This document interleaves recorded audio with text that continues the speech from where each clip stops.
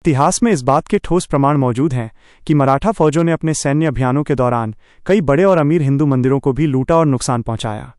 यह बात आमतौर पर आधुनिक दौर के राजनीतिक विमर्श नैरेटिव में छिपा दी जाती है, लेकिन इतिहास का अध्ययन बताता है कि मराठों के युद्धों का मुख्य उद्देश्य धर्म नहीं बल्कि राजनीतिक वर्चस्व और आर्थिक लूटमार था। इस संदर्भ में इतिहास की सबसे मशहूर और प्रामाणिक दस्तावेजी घटना निम्नलिखित है। 1.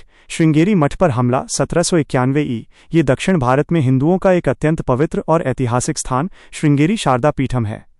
1791 ई में जब मराठा फौज परशुराम भाऊ के नेतृत्व में ने मैसूर पर हमला किया तो उन्होंने इस मठ पर धावा बोल दिया।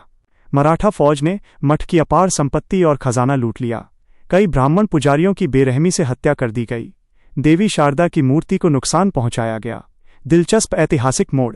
इस तबाही के बाद मैसूर के मुस्लिम शासक टीपू सुल्तान ने मठ के प्रमुख शंकराचार्य को सांत्वना पत्र लिखे और मंदिर के पुनर्निर्माण तथा मूर्ति की स्थापना के लिए भारी रकम, अनाज और उपहार भेजे।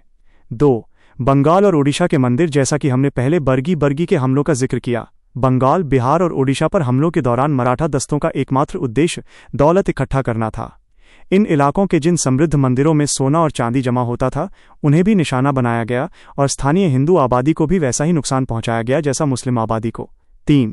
दक्षिण भारत के अन्य अभियान। तिरुपति और कर्नाटक के अन्य क्षेत्रों के अभियानों के दौरान भी मराठा फौजों ने अपने सैन्य खर्चों को पूरा करने के लिए कई अमीर मंदिरों को निशाना बनाया। मराठे ऐसा क्यों करते थे? सैन्य खर्च और पिंडारी दस्ते। मराठा फौज में बड़ी संख्या में किराए के लड़ाके, जिन्हें पिंडारी कहा जाता था, होते थे। उन्हें नियमित वेतन के बजाय दुश्मन के इलाके में लूटमार की खुली छूट दी जाती थी। ये दस्ते धन दौलत के लिए अंधाधुंध हमले करते थे। दौलत का केंद्र। उस दौर में मंदिर बैंकों की तरह काम करते थे और उनके पास अपार खजाना होता था।